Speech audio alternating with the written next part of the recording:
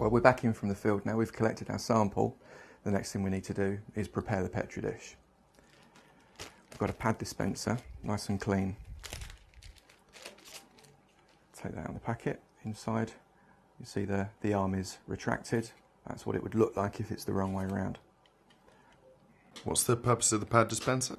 Pad dispenser allows us to put the pad, which holds the media, which is the food for the bacteria that we're trying to grow, without actually touching the pad, because we don't want to contaminate it.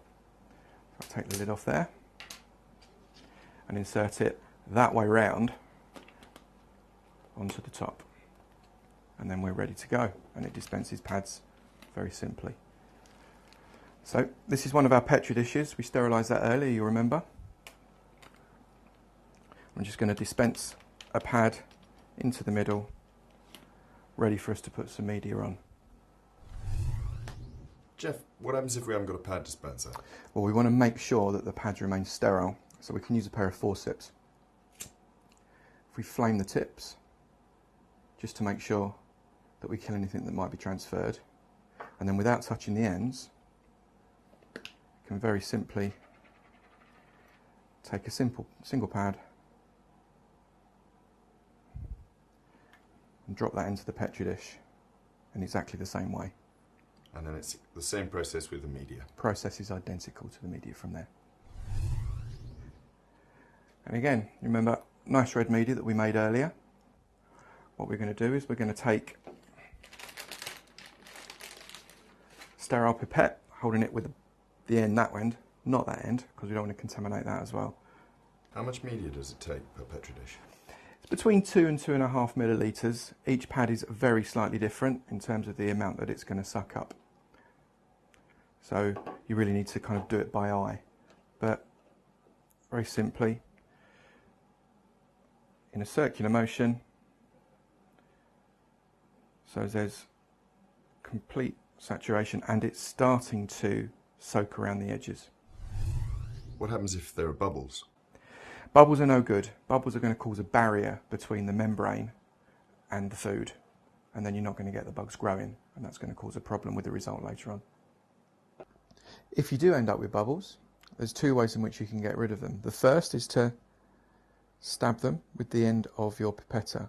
That'll get rid of the very large bubbles, but you'll notice it doesn't get rid of very many. So, first thing you need to do is squeeze the end of your pipette and suck the bubbles out, much like a vacuum cleaner. If you find you run out of squeeze, squeeze again and suck them out.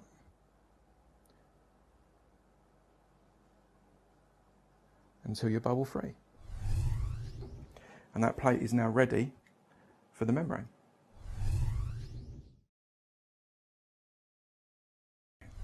Now we're ready to start processing the microbiological samples.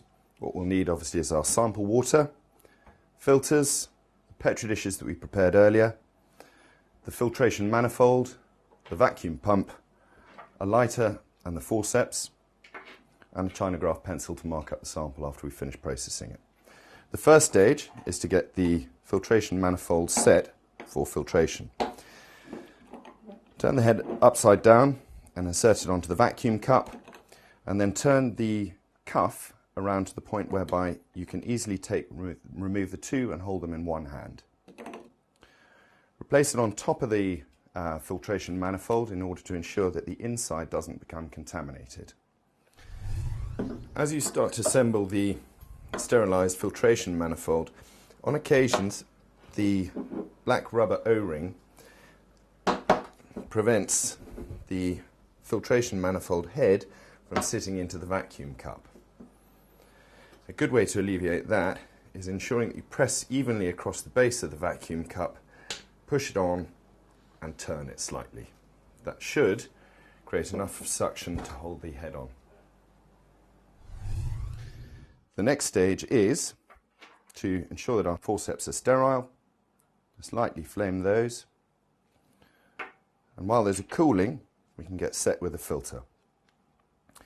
Peel the two corners apart, peeling the clear plastic film down the front and the white opaque backing down the back. You'll notice that there is the filter on the bottom which is white and gridded, and on top of it it's protected by a blue paper layer. So we don't use the blue paper? No, it's non-porous. It's only there really to protect the filter itself. You'll notice on the top of the filter, as you peel back the blue paper, there is a gridded sequence. That's in order to be able to assist you when you're counting in the analysis of the samples. Very carefully and gently grip the filter by the edge, ensuring that you don't try and crease or bend it. As gently as you possibly can, place the filter gridded side up into the middle of the filtration manifold brass disc. Okay. Now rotate the locking cuff to ensure that the filter is held, the funnel is held in the vacuum position.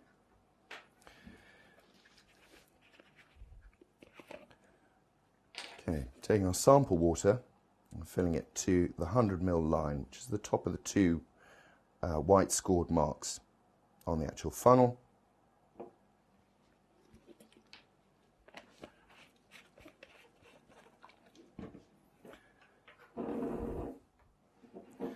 Insert the vacuum pump into the side port, and then gently squeezing the pump itself, you'll notice that it starts to pull the water through as part of a vacuum. Is it important for that to be quite slow? The turbidity of the water, which we previously analysed, will have an impact on it. However, if you go too fast, there are certain likelihoods where you'll cause the filter to either rumple or crease, and then sometimes you can end up with mild compromises of the filter, in which case you'd need to run that process again.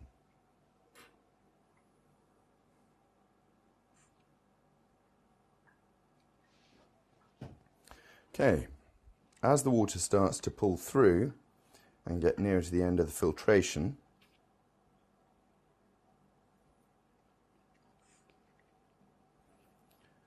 you'll start to see the surface of the water evaporate away from the filter. It's important not to suck too much air through the filter after it's finished the suction.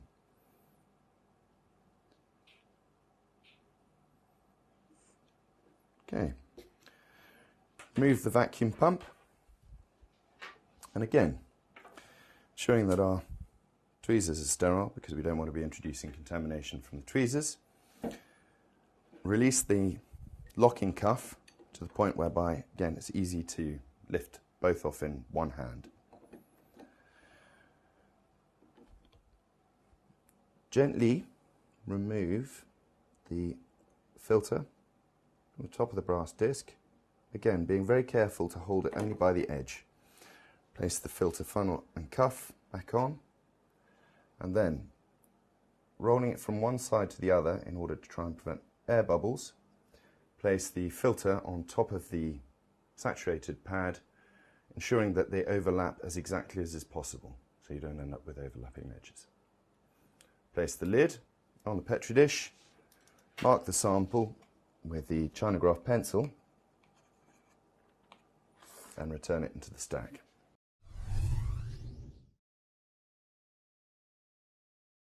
Okay, the first thing to do at this stage is to turn the incubator on in order to give it some time to run up to temperature. Ensuring that at least half an hour has passed since you finished processing the last sample, take your Petri dishes, slide them to keep them flat so that the media doesn't wash the filters and pads too much, to a point whereby you can stack them neatly on top of the others. Why the half an hour? In order to allow the bacteria, which have just gone through the process of being filtered, time to recover. If they went straight into the incubator, there's the possibility that the shock might do them no good and you'd end up with a false report. Try and keep the stack of Petri dishes as upright as you can and gently slide them into the strap. Don't force the Petri dishes through the strap. You'll end up catching edges around the side of the Petri dish and tearing them, which makes them very difficult to get into the incubator chamber itself. I notice you've got empty ones in there as well. Why is that? Because the incubator unit works on conduction of heat rather than convection of heat.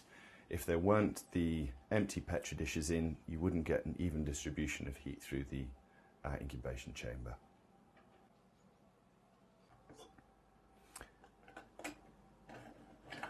Place them into the top of the incubator unit, return the lid.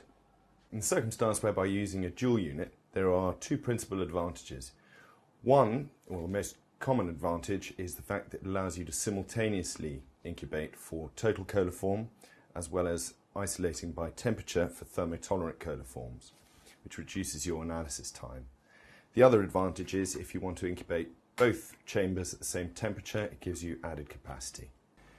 Ensure that both incubator units have been turned on, the power light is showing, and the temperature light has extinguished, showing that the incubator chamber has come up to temperature. Simply, as before, remove the lid from the incubator, ensuring that there's been half an hour's rest between processing of last sample and the start of the incubation period. Place inside the incubation chamber as follows, ensuring that the lid fits neatly back on top of the incubation chamber. So how long would you incubate for? For both the single and the dual incubator units, the incubation period should be for 16 to 18 hours.